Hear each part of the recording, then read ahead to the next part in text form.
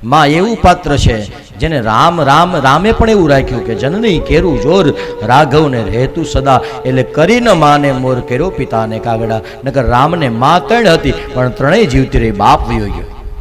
અને આપણું તો સાહિત્ય જગત એમ કહે કે કદાચ જો કટણાઈ માથા મારતી હોય તો બાપ વયો જાય એક વખત સહન થાય, પણ જેની માં વહી જાય ભગવાન, એ તો પછી વિચારો થઈને જગતમાં ફરે.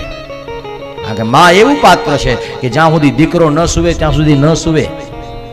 80 વર્ષની ખાટલામાં પડી પડી દીકરાની વાટ જોતી હોય, ખેતરી ગયો હોય, દુકાને ગયો હોય, સીમમાં ગયો હોય, ગામ પરગામ ગમે ત્યાંથી ગયો ને એને જો ખબર પડે કે ઘરે વિવાવાનો છે તો જેમ દી હાથમે તેમ તેમ એના દિલના ધબકારો સતત ફેડા કરે છે. દીકરીને માને બેને પલંગે બેને વાતો કરવા બહુ જોઈએ ભગવાન, એ એકબીજાની હારે ખૂટે જ નહીં આખી જિંદગી. અને એટલા માટે માં જ્યારે મરે ત્યારે બીજા કોઈને લાગે કે ન લાગે, પણ દીકરીને બહુ લાગે કે મારી માં મરી ગઈ છે.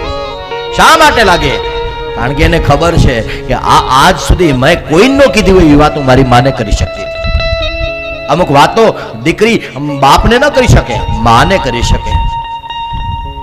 અમુક વાતો દીકરી બાપને કરી શકે, એ માને ન કરી. કારણ કે કોઈની ફરિયાદ કરવી હોય, કોઈને કોઈ સામાજિક જીવનની ફરિયાદ હોય ત્યારે દીકરી બાપને કહે, પણ પોતાના ઘરનો કોઈ પ્રશ્ન હોય, પોતાના સંસારનો કોઈ પ્રશ્ન હોય, સાસુ સસરાનો ધણીનો પ્રશ્ન હોય, તેથી આ દેશની દીકરી માને કહે.